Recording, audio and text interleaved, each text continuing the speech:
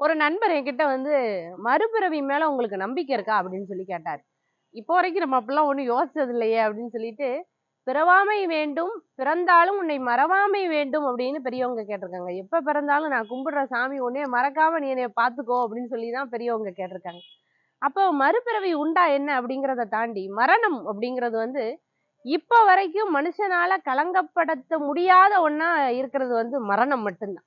நேத்து பார்த்தவங்க இன்னைக்கு இல்ல. இந்த இப்பந்தாம்மா பேசிட்டு இப்படி கூடி போனாரு. அதுக்கு முன்ன ஆள் இல்லன்னு சொல்லுதாங்கம்மா அப்படின்னு கண்ணீர் மல்க ஒருத்தர் சொல்லி நம்ம கேட்டிருப்போம்.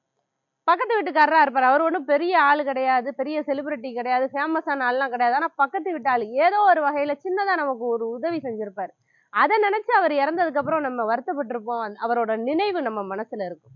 இப்ப இந்த மரணம் அப்படிங்கிறது வந்து எல்லாவற்றையும் மாத்திரும்.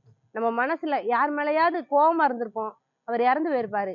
இவர்ட்ட கோவப்பட்டிருக்க வேண்டாமோ? இந்தா நேத்து இருந்தாரு இன்னைக்கு இல்லையே அப்படின்னு நம்ம ஒரு நிமிஷம் யோசிப்போம்.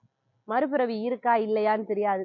மறுபடியும் பிறந்து வருவோமா இல்லையான்னுலாம் தெரியாது. இருக்கிற பிறவியில சந்தோஷமா, மனித நேயத்தோட மனுஷங்கள மனுஷங்களா மதிச்சு வாழணும்.